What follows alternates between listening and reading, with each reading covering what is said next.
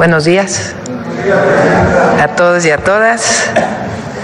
El día de hoy están con nosotros el doctor David Kersenovich, secretario de Salud, el maestro Eduardo Clark, subsecretario de Integración y Desarrollo del Sector Salud, el maestro Zoé Robledo, director general del IMSS, Martí Batres, doctor Martí Batres, director general del ISSSTE, y el maestro Alejandro Schwartz, director general del IMSS Bienestar. Antes de pasar al tema de salud, quiero compartirles a ustedes, a todos los que nos ven, una carta que el día de hoy estoy enviando al presidente electo Donald Trump. Creo que está ahí, ¿verdad? A ver, préstenme el micrófono.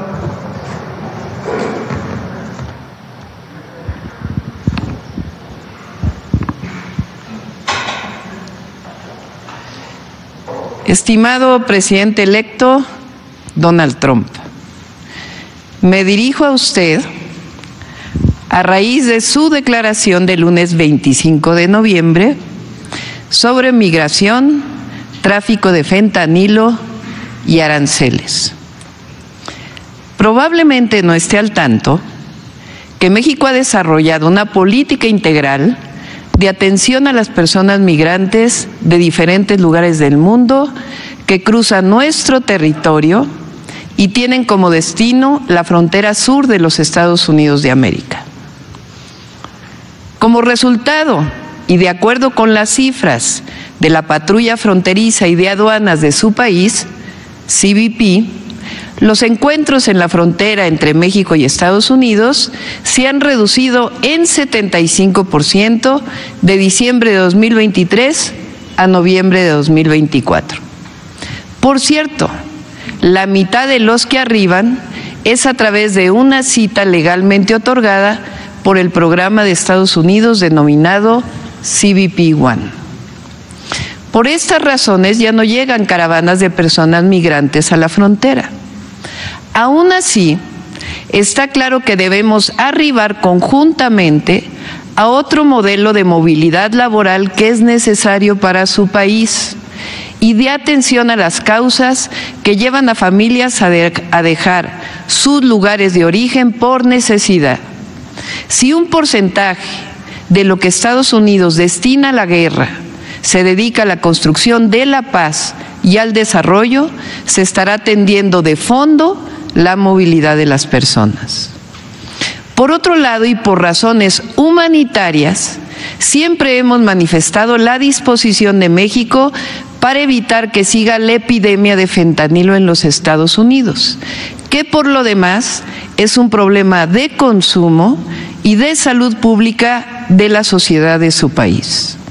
En lo que va del año, las Fuerzas Armadas mexicanas y las fiscalías han incautado toneladas de diferentes tipos de drogas, 10.340 armas y detenido 15.640 personas por violencia relacionada con el tráfico de drogas. Se encuentra en proceso de aprobación en el Poder Legislativo de mi país una reforma constitucional para declarar delito grave sin derecho a fianza la producción, distribución y comercialización del fentanilo y otras drogas sintéticas.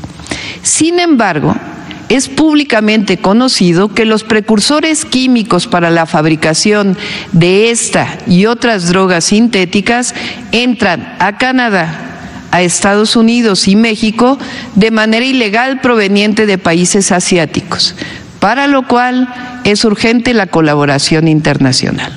Adelante. Usted debe estar al tanto también del tráfico ilegal de armas que llega a mi país desde los Estados Unidos. El 70% de las armas ilegales incautadas a delincuentes en México proviene de su país. Las armas no las producimos nosotros, las drogas sintéticas no las consumimos nosotros, los muertos por la delincuencia para responder a la demanda de drogas de su país, lamentablemente lo ponemos nosotros. Presidente Trump, No es con amenazas ni con aranceles como se va a atender el fenómeno migratorio ni el consumo de drogas en Estados Unidos. Se requiere de cooperación y entendimiento recíproco a estos grandes desafíos. A un arancel vendrá otro en respuesta, y así hasta que pongamos en riesgo empresas comunes. Sí, comunes. Por ejemplo, de los principales exportadores de México a Estados Unidos son General Motors, Stellantis y Ford Motor Company, las cuales llegaron a México hace 80 años. ¿Por qué ponerle un impuesto que las ponga en riesgo? No es aceptable y causaría a Estados Unidos y a México inflación y pérdidas de empleo. Estoy convencida que la frontera económica de Norteamérica, que la fortaleza económica de Norteamérica radica en mantener nuestra sociedad comercial. Así podemos seguir siendo más competitivos frente a otros bloques económicos. Considero que el diálogo es el mejor camino para el entendimiento, la paz y la prosperidad de nuestras naciones. Espero que nuestros equipos puedan encontrarse pronto. Atentamente, Claudia Sheinbaum Pardo, Presidenta Constitucional de los Estados Unidos Mexicanos.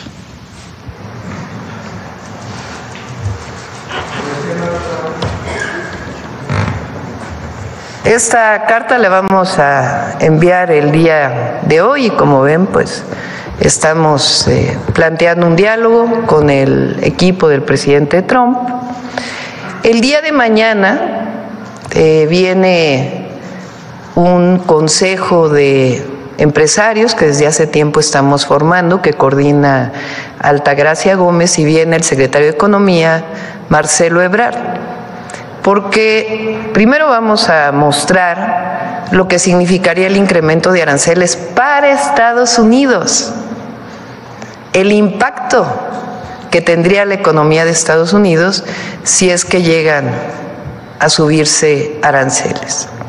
Y además estamos trabajando ya desde hace tiempo lo que llamamos el Plan México, el Plan de la Prosperidad Compartida. Mañana se va a dar un adelanto y se va a presentar la próxima semana en un evento el próximo jueves 5 de diciembre, para que ustedes lo conozcan.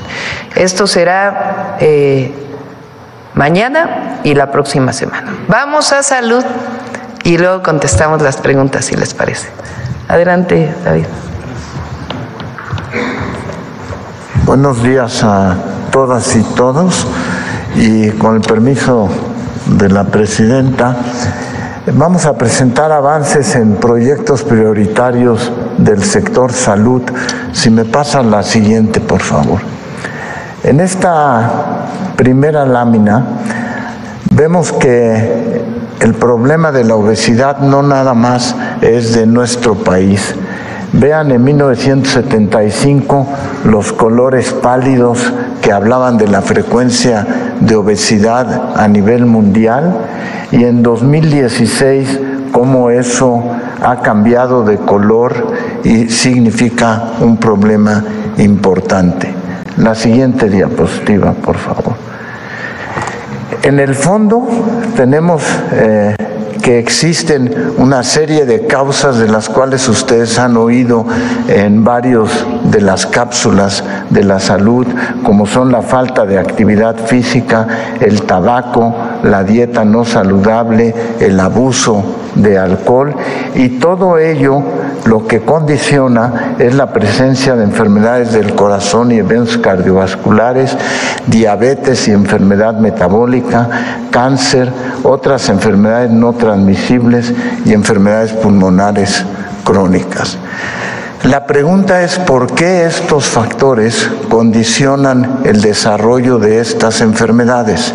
Y lo que hacen es que producen una alteración en la salud que se llama salud metabólica. En el fondo, todos comparten un trastorno del metabolismo. La siguiente, por favor.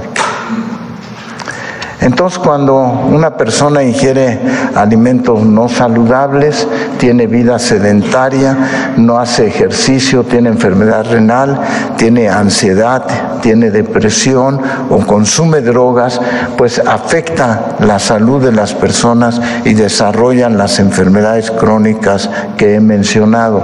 La siguiente, por favor. Si mejoramos la salud metabólica a través de la alimentación saludable, el ejercicio, la función cardíaca, los riñones, la salud mental y las distintas actividades, logramos que mejore la salud metabólica y mejoren las personas. La siguiente, por favor. Todo eso tiene que ver con un equilibrio energético. Todas esas medidas tienen que ver con la energía que le damos a nuestro organismo. La siguiente, por favor. Y es muy fácil y sencillo, tiene que ver entre la energía entrante y la energía saliente. Y en el fondo de lo que se trata es precisamente de un proceso de energía. Hemos recomendado, pues obviamente, muchos cambios a nivel de la población. La siguiente, por favor. Sin embargo, entendemos que existen otros factores. Existen factores genéticos, factores de género, factores de edad, obviamente asociado al estilo de vida y a la actividad física. Y todo eso determina la aparición o de grasa corporal o bien la aparición que vaya hacia los músculos y hacia los órganos. Queremos dejar de pensar nada más en tratar las enfermedades crónicas y quisiéramos lograr en la población una salud metabólica importante. Me pasa la siguiente y última diapositiva. Entonces, es muy importante la atención primaria y lo que es muy importante es que México contribuya precisamente con hechos originales a lo que tiene que ver la corrección de la salud metabólica. Por una parte, la población entender los aspectos que hemos mejorado de dieta, de ejercicio que hemos recomendado, pero la otra nos interesa detectar los factores de riesgo y detectarlos en fase temprana. Estos factores de riesgo antes de tener enfermedad son hipertensión arterial, que como mencionamos en una de las mañaneras, 40% de la población la tiene y la desconoce, colesterol y triglicéridos altos, obesidad y sobrepeso, glucosa elevada y enfermedad renal crónica. Vamos a hacer una campaña intensa a través de todo el sector salud, en el cual también participarán los institutos nacionales de salud haciendo el monitoreo, y lo que pretendemos es incluir cuando menos 500,000 personas, y lo que queremos es poder establecer qué medidas son útiles para evitar el desarrollo de las enfermedades, y el propósito es disminuir entre 5 a 10% en 6 años la frecuencia de hipertensión arterial, diabetes mellitus y obesidad. No nada más tratarlas, sino prevenirlas. Y para eso, a partir del 1 de enero, tendremos ya en marcha todo el proceso para que todas las personas que tengan 3 de 5 factores puedan ser inscritas y puedan ser vigiladas, y a través de eso tener medidas a lo largo del sexenio para poder disminuir la frecuencia de diabetes, obesidad, hipertensión arterial. Muchas gracias. Gracias. Adelante. Con su permiso, Presidenta, buenos días. Les queremos comentar cómo van los avances de la compra consolidada 2025-2026 de medicamentos e insumos para la salud. Si me dan la siguiente. Solo para recordarles, la compra consolidada 2025-2026 involucra 27 instituciones. Hace 4 semanas que la presentamos, eran 26, se sumó como adicional los servicios de salud de Pemex, y representa, como ya habíamos dicho también, la compra consolidada más grande que se ha tenido. En particular, refiere la compra potencial de 4.429 claves, es decir, distintos productos de medicamentos e insumos para la salud, que representan cerca de 4.9 mil millones de bienes a entregarse entre 2025 y 2026. Siguiente. ¿Cómo se ve el calendario? ¿Qué es lo que hemos venido realizando en este proceso y desde la última vez que les comentamos? Primero, como recordarán, iniciamos a finales de octubre con un diagnóstico del abasto, también una definición institucional de cuánto quería y necesitaba cada institución para brindar a los pacientes mexicanos las necesidades y cumplir sus necesidades de salud. El 30 de octubre también iniciamos los grupos con especialistas, de los cuales hablaré en unos segundos, especialistas terapéuticos para optimizar el catálogo, y hace 4 semanas lanzamos la plataforma de discusión del proyecto de licitación, discusión.salud.gov.mx. Desde esta última vez que les comentamos el avance, hemos venido reuniéndonos y socializando todo el proceso de compra con la industria nacional e internacional para garantizar su participación.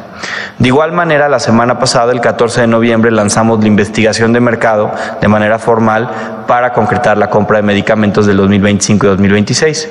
Y la semana pasada también hicimos las mesas estratégicas sectoriales para definir la estrategia de compra de los productos de fuente única y patente, los más especializados y los de más alto costo. De esto hablaré en unos segundos. ¿Qué sigue? A partir del día de mañana vamos a iniciar ya las adjudicaciones de los medicamentos de fuente única y patente con las compañías que tengan estos registros ante la COFEPRIS. El 2 de diciembre, es decir, en una semana, se sale y se publica a través de Compranet, la plataforma oficial para las contrataciones públicas, la convocatoria para la licitación de todos los genéricos, y 15 días después de eso, como marca la ley en términos recortados, iniciamos el fallo de las licitaciones para los productos genéricos. Es decir, a partir de mañana iniciamos a fallar los productos de patente y fuente única, y a partir del 16 de diciembre los productos genéricos. También importante recalcar que desde mañana mismo también estamos haciendo unos fallos específicos que tal vez hayan oído, que son los de la compra complementaria 2024 para las entregas más urgentes este mismo diciembre. Siguiente. Les queremos comentar también los resultados de este proceso inédito de discusión pública de las bases de licitación.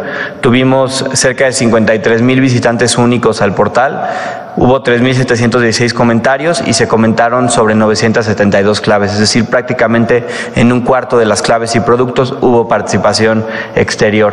La mayor parte de los comentarios, 2,500, fue sobre los requisitos de contratación, las condiciones generales, pero también hubo unos muy interesantes que tenían que ver sobre presentación, volumetrías, nombres de claves y temas en general que nos ayudaron a nosotros a modificar la licitación. A partir de estos comentarios tomamos los más valiosos, los que valía la pena utilizar para mejorar la licitación, y a partir de esas modificaciones es la investigación de mercado que se concluyó hace unos días. Siguiente. También les quiero comentar, y sé que ha trascendido mucho en medios, que a partir de que nos vimos aquí juntos y les platicamos de este proceso de compra consolidada, hemos tenido un número muy importante de reuniones y acercamientos con la industria. Hemos tenido más de 60 reuniones prácticamente 1 a 1 con toda la industria, con los principales laboratorios, compañías farmacéuticas nacionales e internacionales que trabajan en México, para garantizar su participación, es decir, sentarnos con cada uno de ellos y garantizar que van a participar en las mejores condiciones para el Estado mexicano, validando que pueden proveer lo que estamos solicitando, los volúmenes y también los puntos de entrega, y socializando las condiciones generales del proceso de licitación.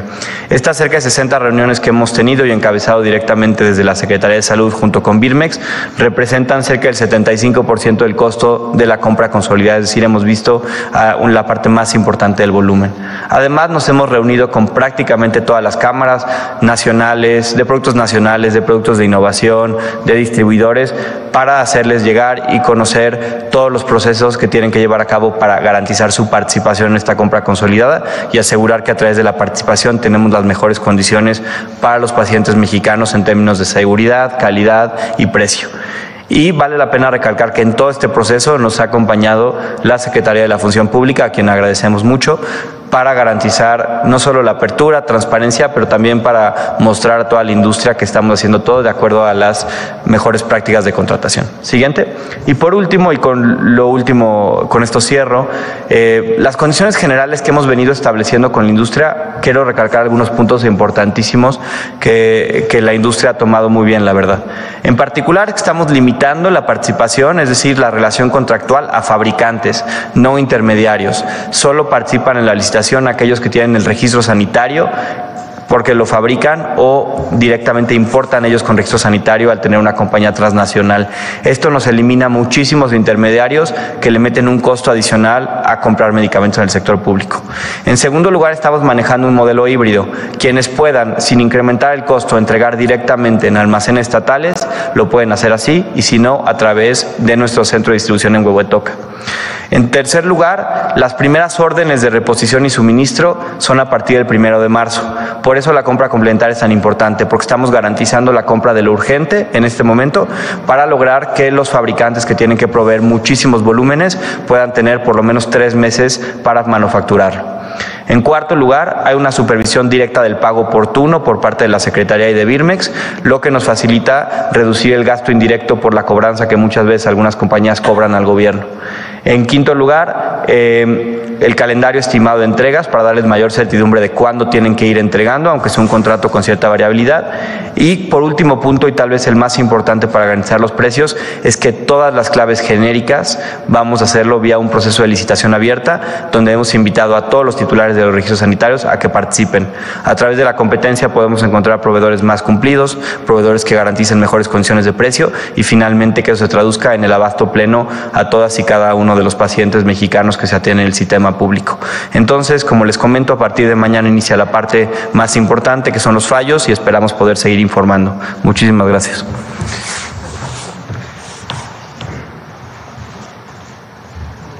Muchas gracias. Con su permiso, de la Presidenta de México, muy buenos días a todas y a todos.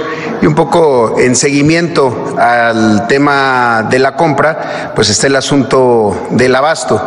Todos los días, las 3 grandes instituciones públicas de atención médica de nivel federal, el IMSS, el ISSSTE y el IMSS Bienestar en los 23 estados en donde está ya operando, realizan a través de médicos, de médicas, un número importantísimo de consultas. Consultas de primer nivel, consultas de medicina familiar o de medicina general y consultas de especialidades, sobre todo en los hospitales. De estas consultas, generalmente lo que ocurre es una receta. Es decir, el médico o la médica receta un grupo de medicamentos a las personas. Son más de 1 millón de recetas todos los días que se emiten. Algunas de estas recetas son electrónicas, es decir, surgen de una computadora, de un sistema y están impresas en el mismo consultorio. Otras son manuales, como las conocemos regularmente. Y todas las recetas en el país, de instituciones públicas o privadas, están normadas, tienen que tener la misma información. Algunas recetas tienen un medicamento, otras tienen 2, algunas pueden tener más de 2 medicamentos. Sin embargo, lo que ocurre muchas veces es que el paciente, con esa receta, sale del consultorio, va a la farmacia y puede recibir completas los medicamentos que ahí vienen o parciales, es decir, recetas que se cumplen algunos medicamentos pero otros no, o de plano el rechazo total de todos. Por eso los últimos meses hemos estado trabajando con la instrucción de la presidenta de una plataforma que permita acercar a los pacientes a este nivel de abasto, y es recetacompleta.gov.mx, y el día de hoy traemos un video para ver cómo opera esta nueva plataforma. Yo creo que los mejores supervisores es la ciudadanía. Y uno de los planteamientos es justamente cómo hacer que participe la ciudadanía para conocer la problemática desde el centro de salud, desde el hospital. El principal supervisor del acceso a los derechos somos todas y todos los mexicanos. Para conocer las necesidades de abasto de medicamentos de manera directa, la Secretaría de Salud, el IMSS, el ISSSTE y el IMSS Bienestar ponen a disposición de toda la ciudadanía la plataforma Receta Completa. En la página de internet www.recetacompleta.gov.mx, las personas que se atienden en el IMSS, el ISSSTE o el IMSS Bienestar podrán reportar los medicamentos que les recetaron en su unidad, centro de salud u hospital y no les entregaron en la farmacia de su institución. Sigue estos sencillos pasos. Ingresa a www.recetacompleta.gov.mx. Ingresa tu CURP. Proporciona un teléfono de contacto. Selecciona la institución en la que te atiendes, IMSS, ISSSTE o IMSS Bienestar. Ingresa el folio de tu receta. Acá podrás encontrar en dónde identificarlo. Después selecciona Confirmar folio. En el calendario selecciona la fecha de emisión o expedición de tu receta. Luego, elige tu entidad federativa y tu municipio, así como el centro de salud u hospital en el que acudes a consulta. Elige el medicamento que no fue surtido con el nombre que aparece en la receta, la vía de administración, su presentación y la cantidad. Al final, da clic en Agregar medicamento. Si hay más medicamentos no surtidos, repite el procedimiento. Al final, ayúdanos a mejorar calificando el servicio de la unidad a la que acudiste y el tiempo de espera. Si tienes algún comentario, escríbelo en este recuadro. Por último, da clic en Enviar reporte. Aparecerá una carta con todos los datos que registraste y la confirmación de tu teléfono de contacto. Da clic en Firma bajo protesta de decir verdad y presiona Guardar. ¡Listo! Con este registro, las instituciones de salud recibirán la información para contactarte y otorgarte el medicamento que te haya hecho falta. Gobierno de México. Y la idea es que no sea solo un reporte estadístico, sino que a partir de esto, todas las instituciones, la Secretaría de Salud, Birmex también que está participando, y desde luego el IMSS, el ISSSTE y el IMSS Bienestar, tengan este reporte y con el dato de contacto puedan buscar a la persona para darle una solución. La solución muchas veces puede ser que espere en la misma unidad o que vaya al día siguiente o incluso que pueda acudir a otra unidad. Es como se ha estado trabajando en el último año a través del call center, de la central telefónica, pero ahora de una manera más directa con la ciudadanía, que sea la propia población quien pueda hacer este registro. Hay algunos casos en donde la receta es electrónica y el folio ya hace que automáticamente aparezcan los medicamentos que no fueron surtidos y ahí simplemente se puedan verificar. En otros lugares, sobre todo el gran reto que se tiene con IMSS Bienestar es lograr cada vez más ir a esta receta electrónica y no a las recetas manuales que pueden llegar a tener algún problema, por ejemplo, médicos que siguen escribiendo nombres comerciales y no los nombres genéricos de los medicamentos. Entonces, a partir de este esfuerzo, estamos seguros que vamos a tener mucho mayor claridad de en dónde puede estar teniéndose desabasto y sobre todo de qué medicamentos para poderlos atender de manera sectorial, sobre todo en la víspera de esta compra consolidada, la más grande que se ha hecho y con el orden que ya ha sido aquí descrito. Sería todo por mi parte. Gracias, presidenta. A ti.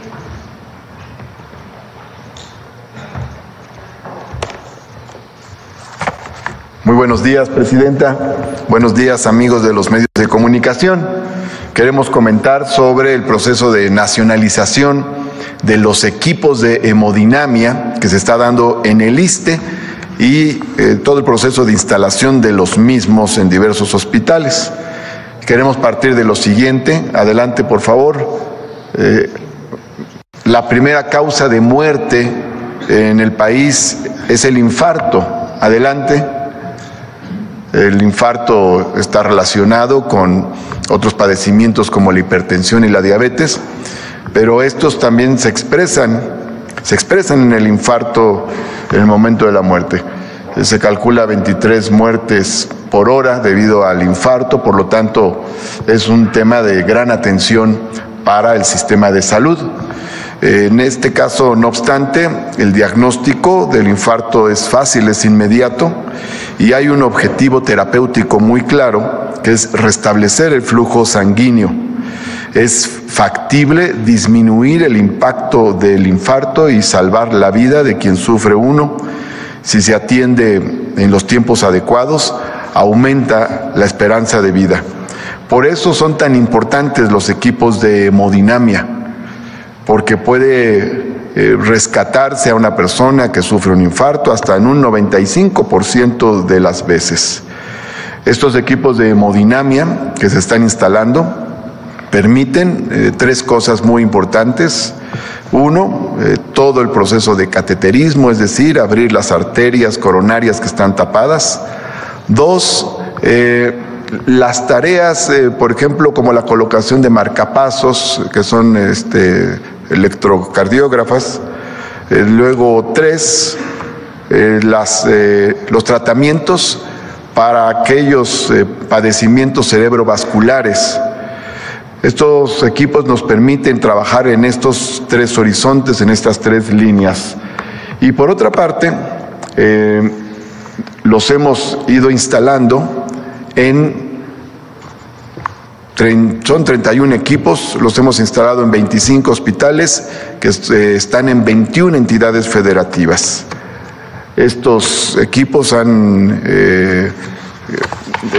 implicado una inversión de más de 700 millones de pesos y se calcula más o menos en 23 millones de pesos la inversión de cada uno de los equipos. Y por otro lado, adelante por favor, de estos equipos tenemos, de esos 31, 23 que están ya con la instalación finalizada, listos para recibir los insumos correspondientes. 6 se encuentran en un funcionamiento pleno con sus servicios integrales. 1 se está adecuando para poderse instalar ya a partir del 30 de noviembre y solamente 1 requiere de las adecuaciones necesarias para su funcionamiento e instalación. Esto es una gran prioridad del gobierno de la presidenta Claudia Sheinbaum. Se viene trabajando también con lo que empezó a hacer la administración pasada y nos va a permitir dar un mejor servicio a los derechohabientes precisamente en el punto neurálgico principal de causa de muerte de la gente en nuestro país, que es el infarto. Muchas gracias, presidenta. Buen día. Adelante, Alex.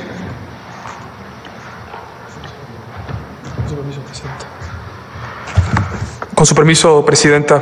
Presidenta, buenos días. Secretaria, subsecretario, directores.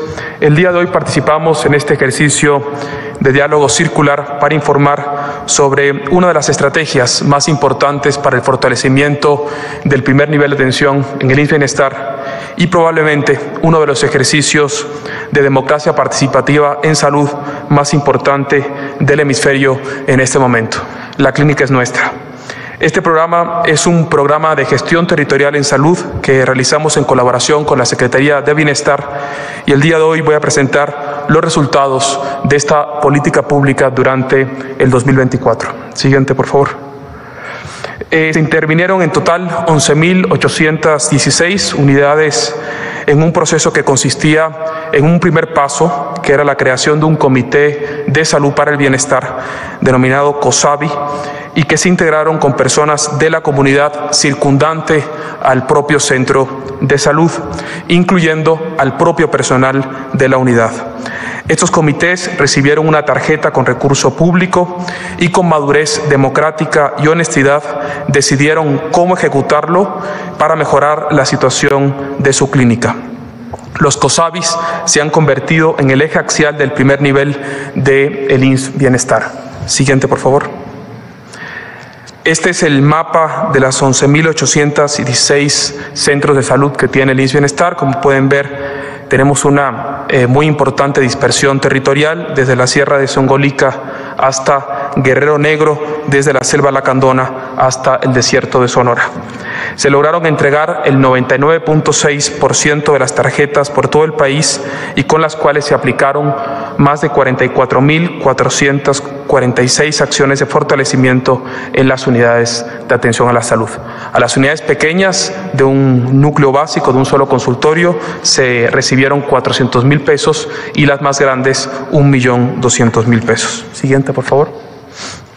Estos son los proyectos de las unidades de salud, las acciones de fortalecimiento que los comités seleccionaron, se clasificaron en 3 rubros: infraestructura, equipamiento y mobiliario. La comunidad es consciente de sus necesidades, por lo que las soluciones que encontraron estos comités fueron muy diversas, creativas y colaborativas. En muchas ocasiones, incluso la propia comunidad aportó la mano de obra, logrando mayor eficacia del gasto. Siguiente, por favor. Estas son las 26.320 acciones que mejoraron infraestructura en los centros de salud. Podemos observar que el recurso se utilizó en pintura, impermeabilizante, construcción de bardas perimetrales, en techumbres, no solamente para protegerse del sol, sino también para realizar encuentros en los centros de salud como un espacio de integración territorial. También nos ayudaron en el cambio de la imagen institucional para formar la identidad propia del IMSS Bienestar. Encontramos centros de salud que no habían sido pintados en más de 30 años. Siguiente, por favor. Por ejemplo, en Jalpa de Méndez, vean cómo se utilizó el recurso para rehabilitar la red hidrosanitaria. En Ruiz, Nayarit, hasta árboles sembraron para protegerse del sol mientras esperaban ser atendidos. En todos los casos hicieron mejoras en los sistemas de agua, luz y servicios básicos esenciales. Siguiente. Para equipamiento e instrumental médico se realizaron más de 9.983 acciones que incluyeron compras de baumanómetros, estetoscopio, diversos instrumentales médicos, medidores de glucosa esenciales para el control de la diabetes, entre muchos otros. Siguiente. Esta es la imagen del equipamiento. Véanse cómo en Mineral del Chico incluso se adquirió todo un módulo de atención dental. Siguiente.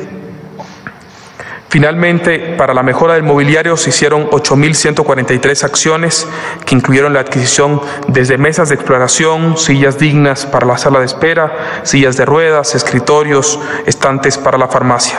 Son muy diversas las aplicaciones del recurso por parte del comité. Bueno, con decir que se adquirieron hasta 32 ambulancias. Hoy es un caso que ilustra mucho las decisiones que han tomado el comité. Por ejemplo, en Putam, Sonora, en Tierra Yaqui, la principal acción era poner checadores que registraran la asistencia del personal. Siguiente, por favor. En este momento se están llevando a cabo asambleas en todo el país con el propósito de planear las acciones que se van a ejecutar durante el 2025. Estas asambleas se reflexionan sobre la experiencia del 2024 y se analizan las necesidades de los centros de salud, y la comunidad se organiza en trabajos venideros. Con acciones como la Clínica Es Nuestra del IMSS Bienestar avanza un modelo de atención primaria a la salud con gestión territorial y participación de la comunidad. Muchas gracias.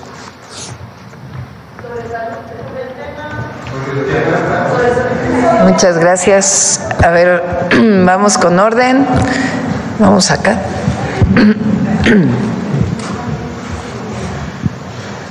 Muchas gracias, Presidenta. Nancy Rodríguez, de Oro Sólido y Empuje Migrante. Presidenta, en la Secretaría de Relaciones Exteriores, precisamente, hay un instituto de formación del cuerpo diplomático llamado Matías Romero. Me gustaría conocer su punto de vista en relación a esto, porque cuando hemos tenido oportunidad de entrevistar a senadores y diputados, han coincidido en que es necesario revisar sus planes de estudio de este instituto que forma a la clase diplomática de nuestro país. Es necesario actualizarla ya a la realidad política que vive México con esta cuarta transformación, y usted sabe que durante más de 30 años pues se creó una diplomacia dorada que ya no responde a la realidad. Ahora, precisamente los consulados, pues ya no es lo mismo un consulado de París o de Roma que un consulado en Los Ángeles o en Nueva York. Es muy diferente la realidad. Y también ahora, pues con llegada de Donald Trump, también sería necesario pues acudir este cuerpo diplomático que durante años ahí está, Presidenta, y pues no sabemos ni cómo opera. Y la verdad sí necesita sacudirse, porque pues México ahorita está brillando a nivel internacional el posicionamiento que tiene. Así es que, ¿cuál sería su posición en relación a esto? Existe una carrera en Relaciones Exteriores para el servicio diplomático. En efecto, está este instituto que mencionas, y el doctor Juan Ramón de la Fuente está trabajando muy intensamente para que haya una coordinación integral de todos los embajadores, que lo ha habido en el pasado, pero ahora queremos que sea aún mayor, en términos de lo que realizan en las embajadas como desarrollo de nuestro país y representación del Gobierno de México. Y al mismo tiempo con los consulados, particularmente en Estados Unidos, como lo hemos mencionado varias veces, estamos haciendo un trabajo integral para mejorar los servicios, para que nuestros paisanos y paisanas tengan todas las condiciones para ser bien atendidos. En enero me voy a reunir personalmente con las y los cónsules para poder darles mi visión de lo que significa la atención a las personas, el servicio público y lo que deben de realizar los consulados, además pues de este fortalecimiento institucional. Entonces cualquier tema pues podemos traer al secretario de Relaciones Exteriores, al canciller, para que pueda platicarles un poco más sobre el instituto. Gracias, presidente. En este mismo tema, también, presidenta, varios miles de nuestros hermanos migrantes en Estados Unidos no hablan español. Muchos, bueno, obviamente menos el inglés. Durante unas asambleas que hemos tenido oportunidad de estar ahí en Oxnard, en San José, California, pudimos constatar sus asambleas y sus reuniones de varios 1,000, 2,000 que se reúnen a hablar de su problemática y efectivamente hablan en sus lenguas originarias. Incluso a mí me hicieron el favor pues de traducirme todo lo que se estaba hablando en esas reuniones acerca de sus denuncias, sus necesidades. Estos hermanos mexicanos necesitan traductores en los consulados, presidenta. La plataforma digital va a aliviar muchísimo la carga de trabajo, pero en el gobierno del presidente Andrés Manuel se hizo un programa piloto en el consulado de Orlando. Este programa piloto consistía en abrir una ventanilla de lenguas originarias. Precisamente había gente hablando las lenguas originarias. También había una ventanilla de salud que el director Zoé Robledo sabe muy bien de esto. Y también el cónsul ahí en Orlando convocó a voluntarios de la comunidad para apoyarlo. Esto es innovador, o sea, no se había hecho antes, es también mucha voluntad política por parte de los cónsules.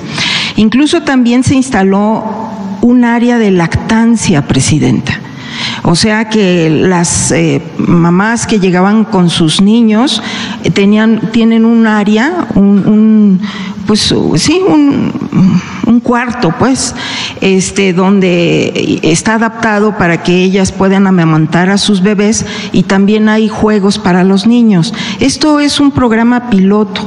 Desafortunadamente, presidenta, a la fecha hay cónsules pues que no dejan ni pasar al baño a los hermanos migrantes. Los dejan ahí afuera en la lluvia, en la nieve.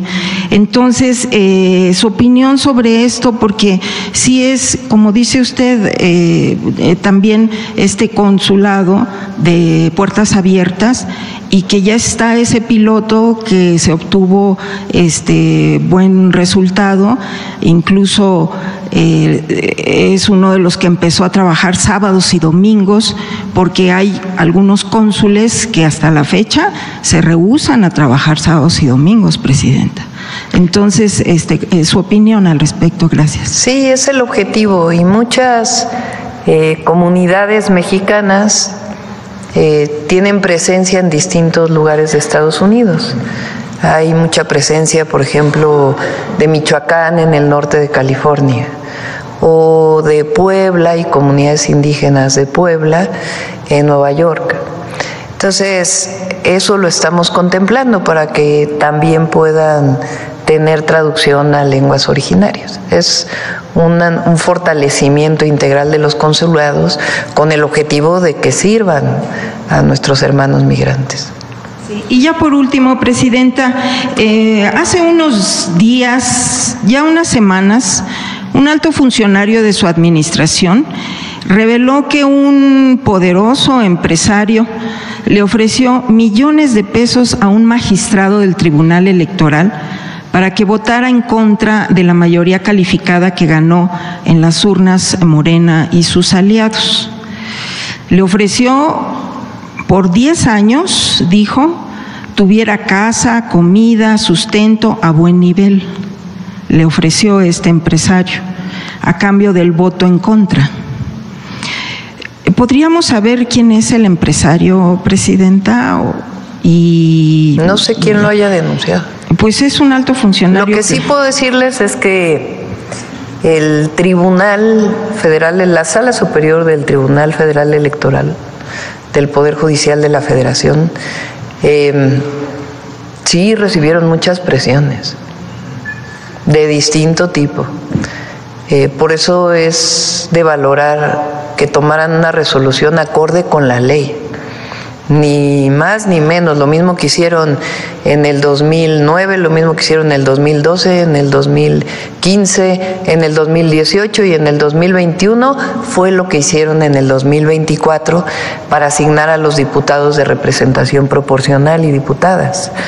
Entonces hay que valorar esta votación que hubo por parte de 4 magistrados y la magistrada presidenta y 3 magistrados que votaron conforme a la ley. Y sí recibieron muchas presiones, sí tenemos conocimiento de ello. Ahora, no sé quién sea el servidor público que dio esta declaración y pues en todo caso le correspondería a él pues dar la información que tiene. Bueno, por lo menos que le informara a usted para que, lo que pasa es que el que tengan millones de pesos y sean millonarios, pues no los hace ni inteligentes, ni sabios, ni sensibles. Entonces, hay muchos de ellos que todavía no entienden esta realidad de México de por el bien de todos, primero los pobres. Muchas gracias, Presidenta. Sí.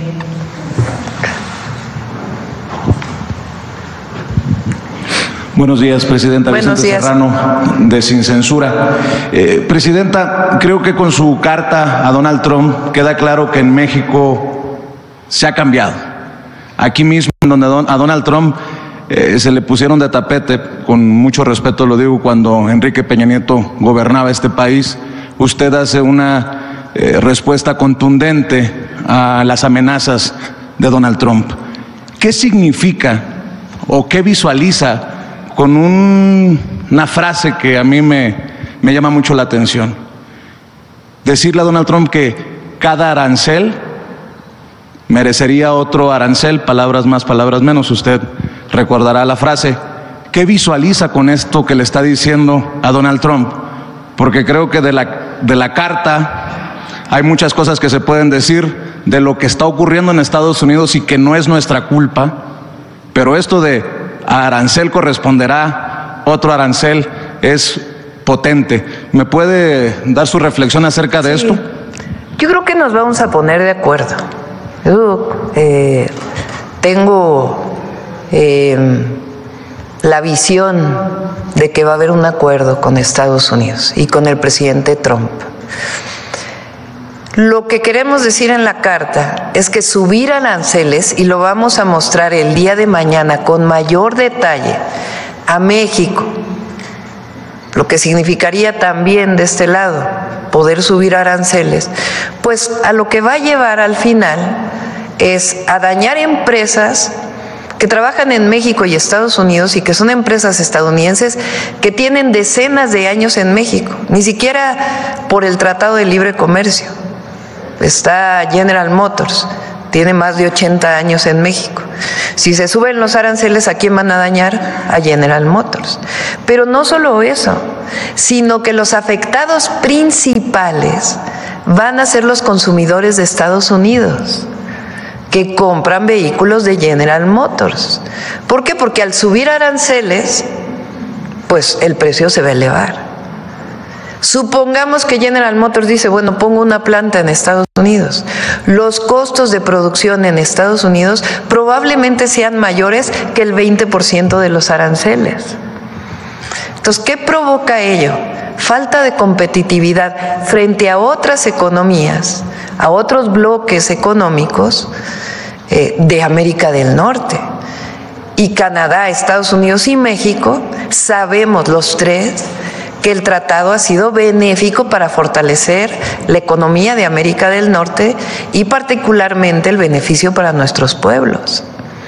Entonces, lo que estamos diciendo ahí es decir, ¿qué sentido tiene arancel con arancel con arancel cuando al final eso nos va a llevar a una pérdida de competitividad de América del Norte? Y lo que queremos, pues, es complementarnos. Ahora, si el tema es la migración, si el tema es el tráfico de fentanilo, pues le damos información. México ha hecho un esfuerzo muy importante, sobre todo este año, de una política integral para atender a personas migrantes, para evitar que lleguen a la frontera con Estados Unidos y atenderlos previamente. A lo mejor esto no lo conoce el presidente Trump. Están de los que llegan a la frontera, que son mucho menos, 75% menos de los que llegaban en diciembre del 2023, la mitad de ellos llegan por una cita con CBP. O sea, tienen cita con un mecanismo que se llama CBP One. Entonces, ellos mismos los están convocando a que lleguen a los Estados Unidos. Todas estas cifras son de Estados Unidos, son de CBP de Estados Unidos. Ahora, el fondo de la migración, como lo hemos dicho y compartimos la visión que tenía el presidente Andrés Manuel López Obrador, lo que tiene es que hay que atender las causas, que fue la posición que llevamos al G20. ¿Por qué no destinan un porcentaje de lo que destinan a las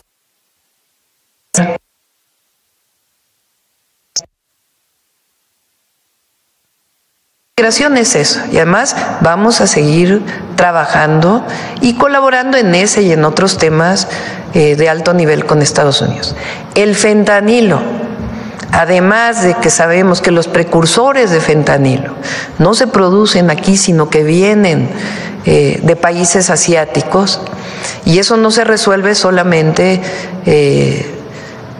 con decir vienen de allá, sino con una colaboración integral para evitar el tráfico ilegal de fentanilo y sus precursores. Y México ha estado incautando drogas sintéticas desde hace tiempo y particularmente desde que llegamos, drogas sintéticas y cocaína y otras drogas también. Y estamos trabajando integralmente. Ahora, también hay que hablar de las armas que vienen de Estados Unidos a México. De todas las armas que se incautan a delincuentes en México, el 70% se produce en Estados Unidos. Entonces hay un tráfico ilegal de Estados Unidos a México de armas. Entonces hay que poner todo sobre la mesa. Pero si ponemos en el centro la coordinación, la colaboración, para poder atender de manera profunda el fenómeno migratorio, el problema de la crisis humanitaria que tienen en Estados Unidos por el consumo de fentanilo, pues entonces se va a atender de manera integral. Por eso digo, además de la carta, vamos a buscar una llamada para que nos sentemos lo más pronto posible y que sepan las y los mexicanos, todos, empresarios, empresarias, las empresas de Estados Unidos en México, los empresarios comunes, los empresarios de México que tienen inversiones en Estados Unidos. Todo esto genera empleo en Estados Unidos y genera una fortaleza económica para las dos naciones y también para Canadá. Entonces, que sepan que nos vamos a poner de acuerdo. Marcelo Ebrard, secretario de Economía, ha estado hablando con distintos sectores empresariales de México, porque aquí tenemos que mantener una unidad para poder presentarnos frente a Estados Unidos unidos y buscar siempre el diálogo y ponernos de acuerdo. Y yo estoy convencida, y además así debe ser, esa debe ser nuestra actitud, de que nos vamos a poner de acuerdo con el presidente Trump. Pero entendiendo lo abusivo de Donald Trump, lo ha dejado claro en otras ocasiones, en la carta se le dice, ¿no nos vamos a achicar, presidenta? con tus amenazas no nos vas a asustar, estamos al tú por tú. Entiendo que quiere ponerse de acuerdo y sería lo mejor para ambos países, pero en caso de no ponerse de acuerdo, México le va a responder a la altura. Es un país libre, soberano, independiente, y somos un gran país. Y tenemos un plan para México. Un plan con empresarios, empresarias, que fui presentando a lo largo de la campaña. Tenemos un consejo empresarial que vamos a presentar, si podemos, el día de mañana. Vamos a presentar una parte importante de este plan la próxima semana. Nosotros también tenemos el objetivo de sustituir mucho de lo que importamos de Asia, por ejemplo, o de países con los que no tenemos tratado, por interés de México. Porque nosotros buscamos también mayor desarrollo de nuestro país, el fortalecimiento de nuestras cadenas productivas. Ese es un objetivo y tenemos un plan que se llama el Plan México. Y este plan también lo presentaremos en su momento al presidente Trump y también a Canadá, porque la verdad es que México fue muy generoso con Canadá, porque estuvieron a punto de expulsarlo del tratado con la negociación del 2018 y fue el presidente López Obrador quien dijo y abogó por Canadá para que se quedara en el tratado. Entonces, nosotros, por eso digo, nos complementamos. Eso sí, nosotros negociamos como iguales. Aquí no hay subordinación, porque nosotros somos un gran país y nosotros somos mexicanos y mexicanas trabajadoras, trabajadores. Los mexicanos que están del otro lado de la frontera son de los mejores trabajadores de la construcción, de los mejores trabajadores del campo, de los mejores trabajadores de servicios, de los mejores científicos y científicas que tiene Estados Unidos, que han producido una gran cantidad de patentes y desarrollos. Es falso de que un empleo mexicano o de mexicanos allá quite otros empleos, al revés, hasta genera más empleos. Todo eso lo tenemos documentado. Nos hemos dedicado a documentar todo esto para que sea muy claro, para que lo tenga claro también la ciudadanía en Estados Unidos, las y los estadounidenses, porque el racismo no nos lleva a nada. Nosotros nos complementamos como economías y por eso la relación es de iguales. Porque por más que el PIB de Estados Unidos sea grande, nosotros somos una potencia cultural. Y aquí las familias mexicanas nos juntamos, nos queremos, por eso no tenemos la crisis de fentanilo que tienen los Estados Unidos. Y eso es un orgullo de las mexicanas y de los mexicanos. Y es para presumirlo en todo el mundo. Entonces la relación es de alto nivel.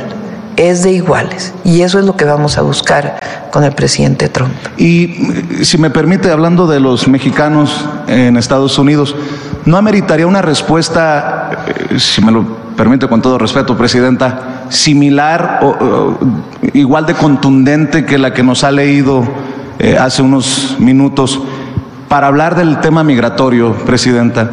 Y en ese sentido,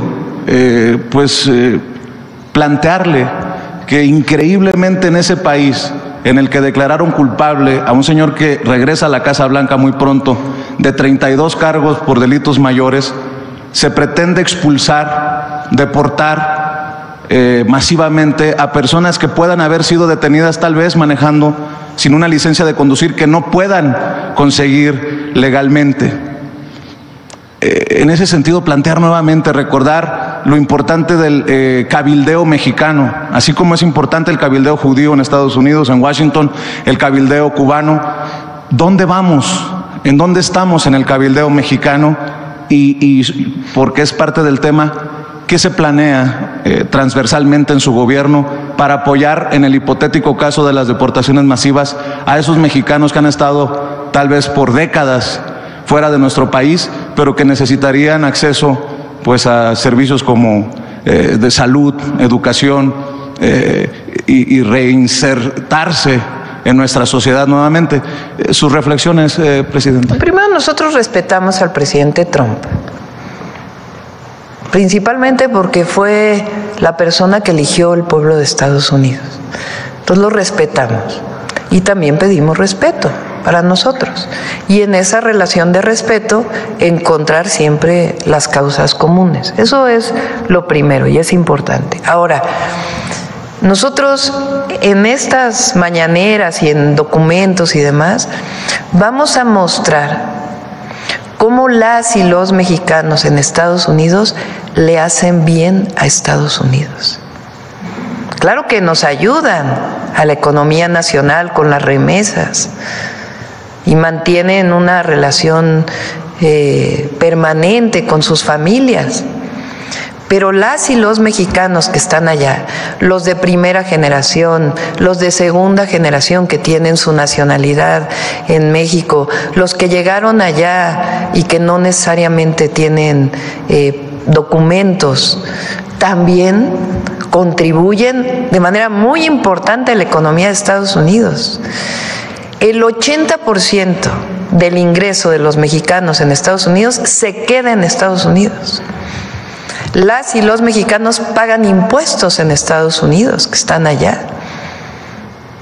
Entonces, ese beneficio que tiene Estados Unidos de las y los mexicanos, lo vamos a mostrar con datos. Y es muy importante que las y los estadounidenses lo conozcan, porque lo otro es entrar en una disputa que es falsa. Ahora, es importante que allá en Estados Unidos los mexicanos y mexicanas de tercera, de segunda, de primera generación se junten y tengan este orgullo de ser mexicanos y lo muestren allá y que muestren lo que ha significado. Primero, muchos mexicanos que ya vivían allá, desde el momento en que Estados Unidos se llevó la mitad de nuestro territorio. Segundo, los que han ido para allá, producto de distintos programas que desarrolló Estados Unidos para poder tener mano de obra calificada, porque toda es calificada. El trabajador del campo es mano de obra calificada, la trabajadora del campo. Y los mexicanos que buscan allá una mejor vida, porque aquí durante años pues se les negó esa posibilidad. Entonces, todos los mexicanos allá, pues nosotros queremos que se sientan orgullosos y que muestren ese orgullo y lo que representa nuestra gran cultura. Y esta cultura que se ha generado también a partir de este vínculo cultural entre ambas naciones. Entonces, tenemos todo por ganar en la relación de alto nivel y de comunicación y diálogo. Pero sí es importante que también México estemos unidos y mostremos esta unidad y esta fuerza que tiene nuestro país. Eso es fundamental. Presidenta, para cerrar, habla de sentirse orgullosos y lo que se dice tiene eco, pero lo que no se dice más. Hay un grupo de estudiantes de allá de Sonora, de donde es originario su servidor, que me visitaron en casa para presumirme. Está sobre representado Sonora ahora en esta. Para presumirme que iban o están representando hoy en día a México en una feria científica en Perú. Es un encuentro de científicos, jóvenes científicos en Perú, y se inspiraron en usted, me contaban. Por su antecedente científico, por sus estudios, y han generado un dispositivo para el tratamiento y reuso de agua, que tanto lo necesitamos en Sonora, y le entregaron a usted una carta, de hecho, contándole de este proyecto que se llama Water One. Si me permite mencionarlos, son Jesús María Valdés Acuña, Natalia Sofía Díaz Peña, Eva Samantha Álvarez Daud, y el maestro Cristian Saúl Bustamante García, orgullos mexicanos representando en esta jornada en Perú de ciencias a nuestro país. No sé si haya leído la carta que le dieron y qué mensaje les envíe, porque pues México destaca también en el ámbito científico desde la juventud y como estudiantes. Presidenta, muchas gracias. Sí, Nosotros, fíjense, somos, no recuerdo ahora el número de país, pero somos de los primeros 10 países que formamos más ingenieros y ingenieras del mundo, con el Instituto Politécnico Nacional, las universidades públicas, las privadas y particularmente con el Tecnológico Nacional de México, que forma ingenieros e ingenieras de primera. No por algo tenemos a la jovencita que es el primer lugar del concurso internacional que presentamos aquí, que es de Papantla. ¿Cómo se llama ella? Ángela. Que primer lugar de todo el mundo. Jóvenes como los jóvenes que me comentas, que sí me enviaron una carta, que están ahora en Perú y que hay que impulsarlos. Por eso el plan que tenemos para México no solamente es inversión extranjera directa, que es muy importante, sino también desarrollar nuestra propia tecnología. Nos puede llevar un tiempo, pero es un objetivo que no podemos abandonar. Eso nos da soberanía, nos da desarrollo. Y aquí hay ingenieros e ingenieras de primera, desde jovencitos y jovencitas. También hay grandes poetas, y historiadores y filósofos, filósofas, de todas las disciplinas. Y tenemos grandes trabajadores del campo, de la ciudad. México es grandioso. Entonces, a todos estos jóvenes hay que apoyarlos, fomentar que sigan asistiendo a concursos internacionales. El doctor Kersenovich es una eminencia, reconocido nacional e internacionalmente en todo el mundo. Premio nacional, premios internacionales. Muy pocos médicos como el doctor Kersenovich tiene un país del mundo. Y como el doctor, científicos y científicas de primera. Entonces, aquí no hay que achicarse, al contrario. México es grande y nosotros siempre vamos a salir adelante. ¿Tercer lugar? Después, tercer lugar en formación de ingenieros e ingenieras. ¿Qué? No va a haber. Hola, Presidenta, buenos días. Manuel Galeazzi de Sinlínea MX. Preguntarle un poco, profundizando sobre el tema que ha sido el principal el día de hoy. También hay alguna estrategia ya pensada o planificada para, en caso de que Donald Trump concrete estas trompadas, por así decirlo, estas amenazas, podría buscarse algunos otros aliados internacionales. Por ejemplo, en el G20 habló con Gustavo Petro, aliados de Sudamérica.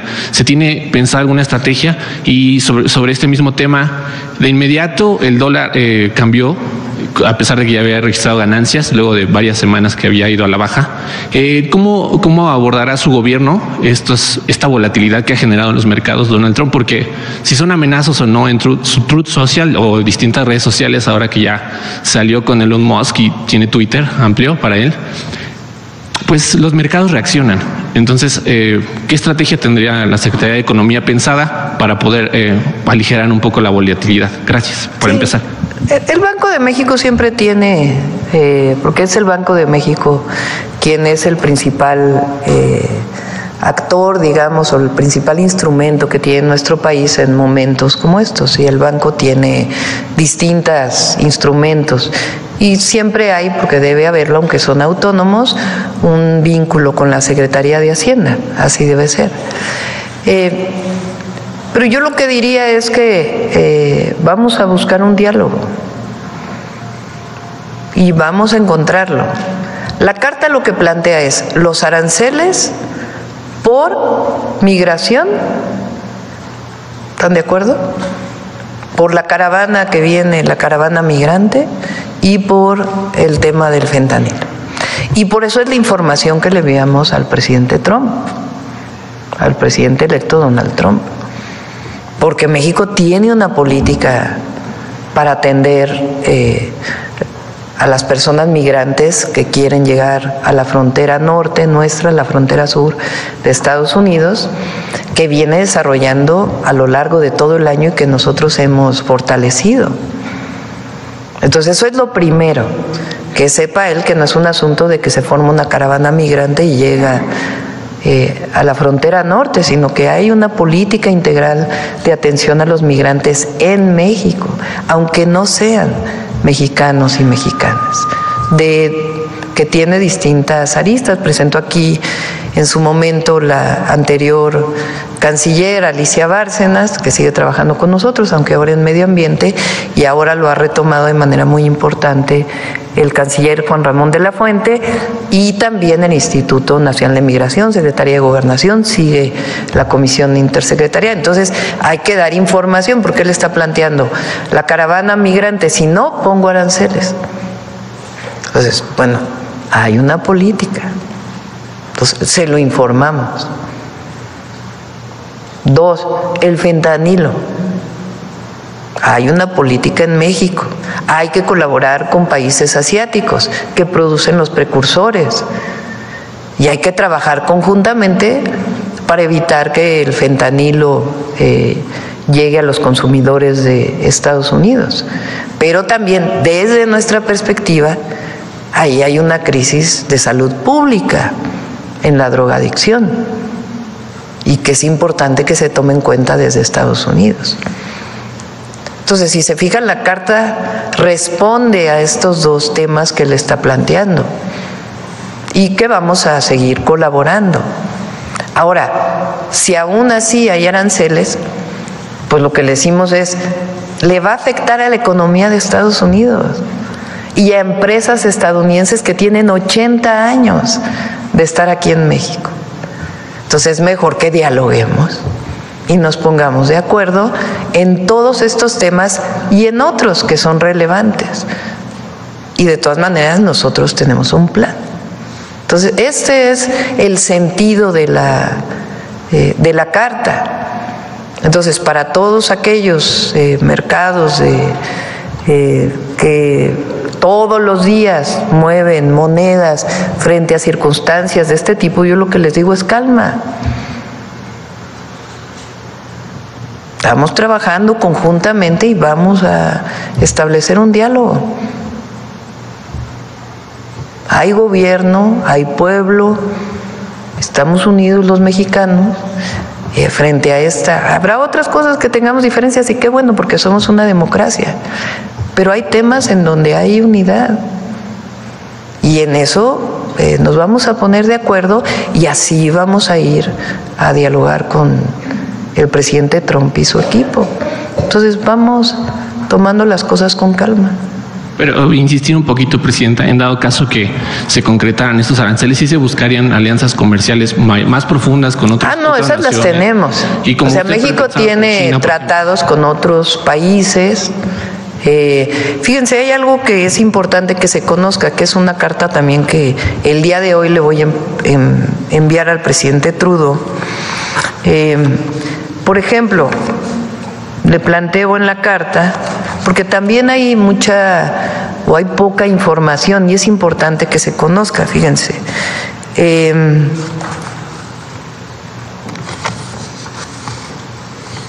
Fíjense, en 2023, entre otros muchos datos, ¿no? Las importaciones canadienses de vehículos eléctricos de origen chino alcanzaron $1,600 millones, mostrando un crecimiento exponencial. En el caso de México es mucho menor, mientras que la inversión extranjera directa de 2006 a 2024 de Estados Unidos y Canadá ha sido $33,357 millones. En el sector automotriz en México, la de China es solamente de 590 millones. O sea, temas que no se conocen y que por supuesto que tenemos relación con China, pero nosotros privilegiamos ahí donde hay tratado de libre comercio, pues es parte de lo que se ha desarrollado. Pero miren, otro tema importante. México emitió con el presidente Andrés Manuel López Obrador el 16 de agosto de 2023 un decreto para imponer aranceles de importación hasta 25% para apoyar el mercado interno y fortalecer los tratados de libre comercio del cual formamos parte. Y el 23 de abril de 2024, este mismo año, subió aranceles México entre el 5 y el 50% a productos manufacturados de acero y aluminio provenientes de China y de otros países que no cuentan con un tratado comercial con México. O sea, México ha estado trabajando de manera muy importante para fortalecer la relación comercial del tratado o con los países que tenemos tratado. Y nosotros además no solo miramos al norte, también miramos al sur y también al continente europeo, pero particularmente al sur con nuestros países hermanos. Entonces, por eso les digo que hay un Plan México.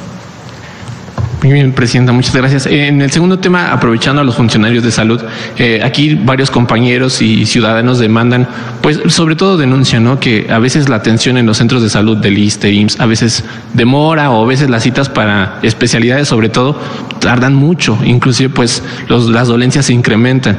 Saber si hay como algún plan coordinado entre todas las dependencias de salud para eficientar estos tiempos de espera. Y pues si gustarían comentar algo al respecto. Y también abordando, ayer llegaron más médicos cubanos, parece que la meta que se tenía estimada en un inicio ya está por cumplirse. Alguna otra ocasión el secretario Zoé Robledo nos había abordado que había otras estrategias con Cuba respecto a preparación y demás colaboración. Quisiera saber esos dos temas. Sí, ahora les doy la palabra al doctor Kersenovich, a Zoé.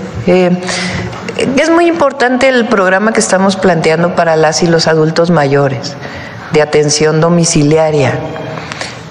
Muchas veces los hospitales o los centros de salud se saturan y también el programa de mayor número de lugares en donde pueda haber pruebas de laboratorio, porque muchas veces hay saturación porque no, o porque van por un medicamento, o porque van por una receta. Entonces estamos desarrollando la atención primaria de la salud desde el domicilio con el objetivo también de desaturar centros de salud y hospitales. Pero doctor Kersenovich, y luego Zoé. Sí, hay varias estrategias que estamos implementando. Yo empezaría por poner algunos ejemplos. La referencia y contrarreferencia entre los distintos subsistemas de salud, de tal manera que la persona que vaya a una cita no tenga que llegar a tramitar su cita al ser referido de otro lugar para su atención, sino que a través precisamente de esta nueva implementación de la agencia digital, la persona pueda ir con su cita ya agendada para poder llegar y ser atendido. Esa es una de las propuestas. Otra de las propuestas es de saturar precisamente a la gente que busca sus exámenes de laboratorio, que se los pueda hacer cerca de su casa y que lo que viaje sean las muestras sanguíneas y no las personas, de tal manera que eso también va a desaturar el sistema de salud. Otras medidas que tienen que ver es con estamos muy acostumbrados a hablar de la mortalidad y de la morbilidad de las enfermedades, y lo que queremos es tener nuevos indicadores de calidad, precisamente el tiempo de espera de un paciente para acudir a su cita, el tiempo en el cual pueda acceder a sus tratamientos. Estamos por implementar programas de rezago quirúrgico, fundamentalmente en lo que tiene que ver con cataratas o cirugía ambulatoria, que se anunciará próximamente, y que eso hace que entonces se puedan liberar los servicios con mayor facilidad. En el fondo de lo que se trata es de que sea con calidad la atención, no nada más dar la atención, sino que sea con calidad. Y termino nomás mencionando que por eso los programas de prevención y atención primaria son muy importantes.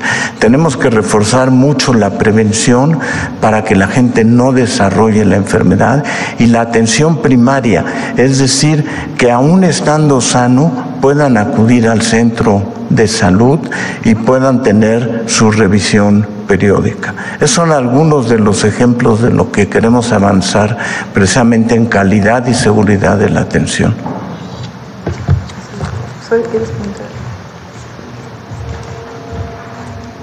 Muchas gracias, presidente. Y solamente ahondando un poco de lo que ya mencionó el doctor Krecenovich, efectivamente el tema de los tiempos de espera, los tiempos clínicamente aceptables y los que no son aceptables de espera, se han estado buscando diferentes estrategias. Ya lo dijo el doctor Krecenovich, la primera y la más importante es la prevención. Hay todo un trabajo desde el año pasado con ELSA, con entornos laborales seguros y saludables, muy vinculados a los centros de trabajo, evitar accidentes de trabajo, temas de salud mental en el trabajo, cualquier situación de salud o de ambientes psicosociales que generan enfermedades. Y otro elemento muy importante que se ha estado trabajando con todo el sector, con el doctor Krecenovich, el asunto de los accidentes en vía pública. Hoy el cuarto lugar de muerte entre adultos, hombres, es justamente los accidentes y sobre todo los accidentes de vía pública, que muchas veces generan también incapacidades temporales o permanentes. Entonces, toda esa parte de la prevención, sumado a lo que se acaba de ver sobre el control metabólico, el control de las enfermedades. El otro asunto es la digitalización, apostarle a la digitalización para las citas electrónicas, también la digitalización al interior de las instituciones para la programación de una cirugía, que pueda ser una programación mucho más adecuada y no se tengan que cancelar las cirugías. Y en cuarto lugar, algo que también la presidenta nos ha encomendado mucho, seguir en la formación. Durante muchos años padecimos de un decremento en la formación de médicos especialistas. Muchas veces los tiempos de espera largos pueden tener que ver con la insuficiencia de médicos cirujanos, de médicos traumatólogos, de ciertas especialidades que durante mucho tiempo se vieron como mercancía y entonces había que formar menos para encargar más la demanda, sobre todo a los servicios privados. Se han duplicado la formación de médicos especialistas, sobre todo de los que necesitamos las instituciones, y esa tendencia, ese proceso pues va a seguir creciendo. Y por último también el asunto del equipamiento. Hace unas semanas lo presentábamos aquí, el plan del 2024 y también del 2025 sobre sustitución de equipamiento obsoleto. La presidenta lo ha planteado de una manera muy clara: desvirtuar a las instituciones, es decir, dejar de invertir en las instituciones. ¿A quién favorecía finalmente? Al privado.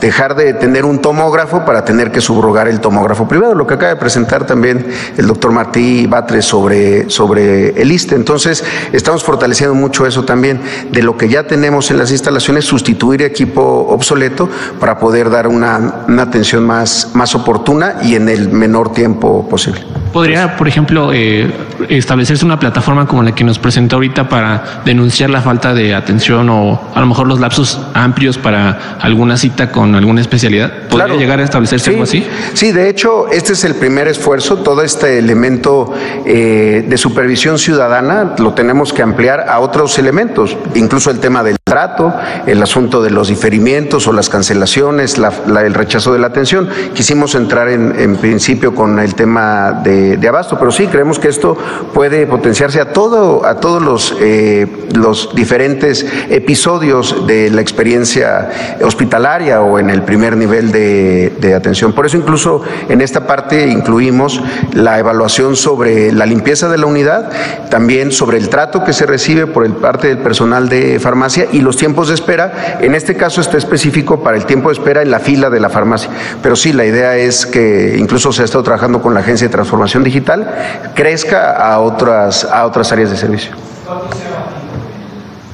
¿Porcentaje de abatimiento de falta de personal especializado? Pues se duplicó el número de personas que se forman.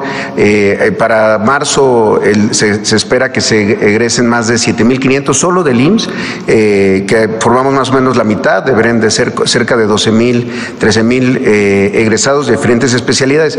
Pero un elemento muy importante, no solo es lo que se forma, sino lo que se recluta. Al inicio del gobierno del presidente López Obrador, se tenía el 40% entre lo que se formaba y lo que se reclutaba.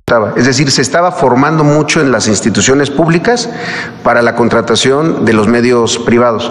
Hoy, por lo menos en el de este año, se contrató más del 90% de las personas, de médicas y médicos especialistas que egresaron de una residencia del IMSS, los contrató el propio IMSS. ¿Por qué fue esa diferencia? Porque formamos más lo que necesitamos. Médicos urgenciólogos, tenemos que esforzarnos en médicos internistas y otras especialidades que muchas veces no es lo que está pidiendo el medio privado. Hay otras formas de estudiar una especialidad en México que no sea institucional, pero nosotros estamos enfocados a que la formación que se hace en un medio institucional, en el IMSS, en el ISSSTE, en el resto de las instituciones, favorezca a el déficit que se tiene en la propia institución. Gracias. Presidenta, ya para terminar, desde hace tiempo tengo esta pregunta pendiente, por eso la saco a colación ahora. Cuando tomó posesión y mencionó sus 100 puntos, habló de que el UCICAM se iba a eliminar. Entonces, quisiera saber si tiene una fecha estimada y pues esta es una de las demandas que la coordinadora, tanto el CENTE, de hecho hasta coinciden en que se necesita eliminar. Si hay una fecha tentativa y también preguntarle si usted ha respaldado la nueva escuela mexicana. Sin embargo, hay docentes que están un poco en desacuerdo porque consideran que la carga administrativa ha aumentado y en los hechos incluso a veces no se entiende la nueva escuela mexicana por cómo se tiene que aplicar y también consideran que ha venido desde arriba hacia abajo. Entonces quisieran ser más considerados en esta aplicación de la nueva escuela mexicana para que también esa carga administrativa disminuya y realmente se apliquen las didácticas en las aulas. Perdón el tema, pero le digo, ya la tenía pendiente y muchas gracias por la atención. Sí, estamos trabajando con la CENTE, con el CENTE también, en cómo desaparecer UCICAM, porque no solo es desaparecer UCICAM, sino una visión integral que se tiene. Digamos que la permanencia esa ya no estuvo en duda, porque por eso se pudo basificar de la reforma educativa anterior. Pero hay algunos otros temas que son indispensables conocer perfectamente qué es lo que dicen las y los maestros para poder modificarlo de fondo. Entonces, Mario Delgado está en estas mesas de trabajo, yo veo a la CENTE cada determinado tiempo, en diciembre los voy a ver otra vez, y vamos a llegar a un acuerdo, estoy segura. Sobre la nueva escuela mexicana, Mario también tiene contemplado una serie de ejercicios de formación, de discusión, porque no solo es un tema de capacitación, sino un tema de formación, discusión, participación de las y los maestros en este nuevo proceso educativo. Entonces está contemplado para... Ya nos vamos a ir, tenemos muchos temas.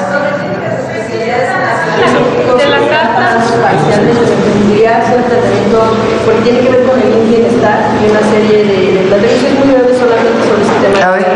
Gracias. Proceso. Bueno, por la serie de cambios que se han dado en el tema de la transferencia de médicos que estaban en los sectores de salud a nivel estatal y que fueron transferidos al IMSS Bienestar. Algunas, sobre todo, hemos sabido de clínicas de especialidades en la Ciudad de México, como sabemos. ¿Como la Condesa? No, la 1 no, sería, por ejemplo, a partir de la 2 hasta la 6. La 1 es la clínica especializada de temas de VIH, pero a partir de las otras donde tienen traumatología, ortopedia, etcétera. Este tema es una serie de cuestiones que consideran ha habido una falta de pago, por ejemplo, lo que tiene que ver con el asunto de que pues apenas el 22 de noviembre se incumplió con el pago por parte de autoridades de IMSS Bienestar, pero bueno, en un momento voy a hacer el planteamiento bien, con lo que tiene que ver con la asistencia y permanencia de trabajo, por ejemplo, el estímulo de asistencia perfecta, y también con el tema de que, bueno, se les ha pagado solo a una parte, un 20%, y el 80% está pendiente, y también una situación que tiene que ver con el pago de aguinaldo que se da en dos partes. La primera parte se dio incompleta, la otra parte todavía está por definirse y por poder pagarse, todavía están en tiempo. Parte de estas situaciones lo que está dejando es que, bueno, pues una parte de la población no está pudiendo tener acceso a estas clínicas porque están parando parcialmente, porque se mantienen en asamblea permanente hasta que haya una resolución. Otra parte del problema que vemos es qué sucede con quién se va a hacer cargo y quién hace frente a estos pagos que se han incumplido, si es IMSS Bienestar o si es el gobierno de la Ciudad de México en este caso, porque sabemos que, bueno, pues hasta el 1 de marzo ellos se asumen como parte del IMSS Bienestar. Hemos solicitado información a la institución, la cual sí se nos ha dado. Sin embargo, lo que nos mencionan algunos de los trabajadores de estas clínicas es que se han incumplido de manera parcial estos pagos y se van a poder tener en forma y tiempo, sobre todo por el tema de la afectación también a la población. Y finalmente, lo que tiene que ver con este tema, otro punto es lo que hemos notado en el Diario Oficial de la Federación, que al menos el del 11 de marzo de 2024 hay una serie de cláusulas que han generado preocupación a los trabajadores del sector salud, al menos en este caso, que tiene que ver con el tema de que esta transferencia de trabajadores, el gobierno de la Ciudad de México lo que indica es que tiene que liberar de toda responsabilidad al IMSS Bienestar en caso de que haya algún problema.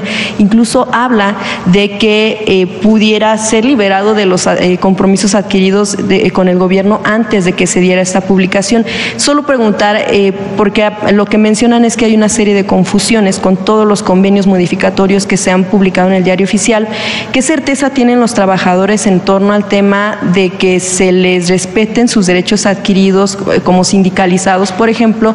Y eso por un lado, para saber también quién va a tener la responsabilidad, si es IMSS Bienestar o el gobierno de la Ciudad de México, y cómo se va a resolver esta situación del tema de los pagos, porque se habla de algunas fechas que se han cumplido o de forma parcial nada más. Gracias. Podría decir, bueno, muchas gracias por su pregunta. Ha sido una inquietud y qué bueno que se da la oportunidad para poderla aclarar. Primero hicimos una mesa de asuntos laborales con todos los trabajadores. Este caso que usted menciona son 75 trabajadores aproximadamente y hay certeza laboral para ellos y se van a hacer todos los pagos antes de que acabe el año. Que acabe el año. Sí.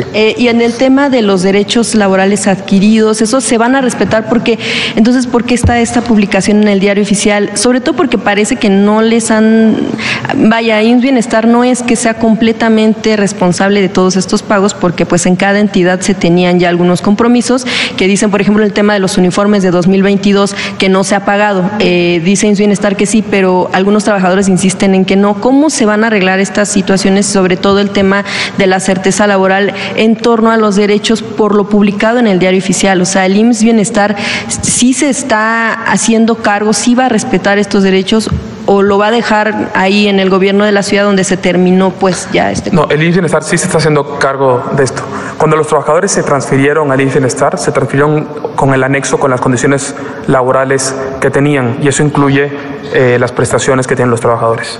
Y entonces, ¿por qué aparece eso en el Diario Oficial de la Federación? Si pudiera haber una aclaración en torno a eso, porque pues, si está en el diario es... Ahora sí que... O sea, hay que ver cuál es la demanda de los trabajadores y cuál la de los líderes sindicales. Hay que separarla, porque se respeta, si no es así me corriges, la pertenencia a un sindicato o a otro. Entonces hay negociaciones que son con los líderes sindicales y que los trabajadores no lo demandan, y hay otras cosas que sí demandan las y los trabajadores, y todo se atiende a partir de el IMSS Bienestar, y por supuesto cuestiones que quedaron pendientes de la ciudad, pues también se atiende con IMSS Bienestar, y en todo caso se busca a la jefa de gobierno. Gracias.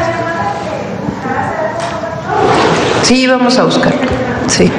Bueno, muchas gracias. Hay una cápsula de cierre de los martes.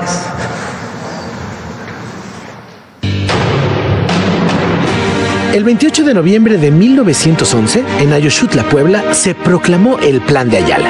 En este documento, el movimiento encabezado por el general Emiliano Zapata planteó con sencillez y claridad las principales demandas campesinas de su revolución: tierra, libertad, legalidad y justicia.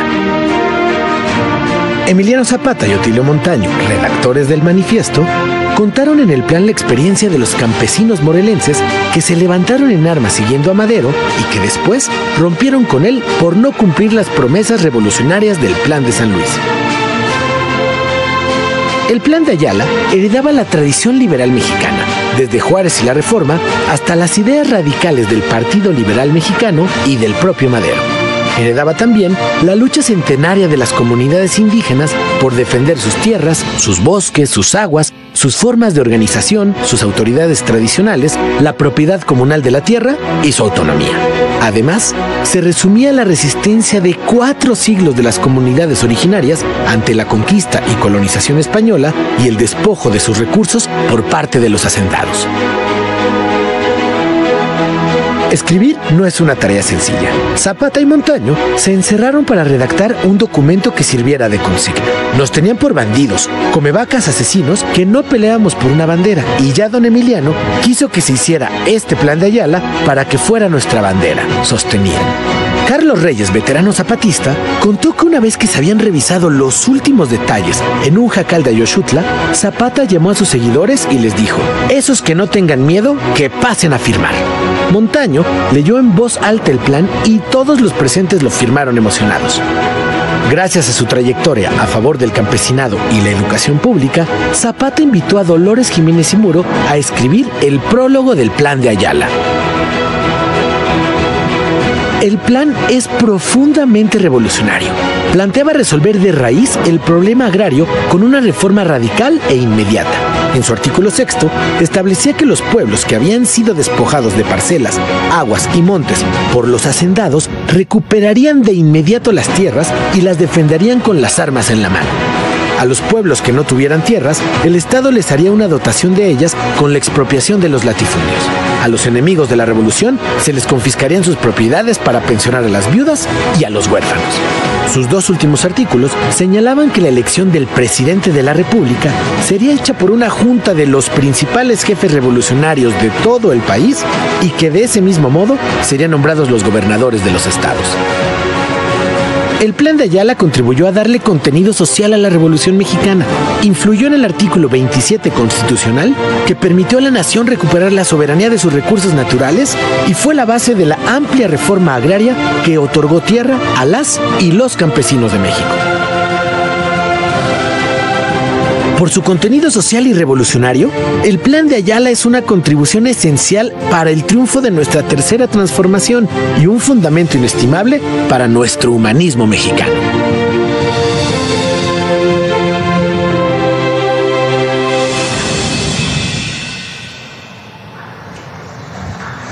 Bueno, muchas gracias a todos y a todas. Nos vemos mañana.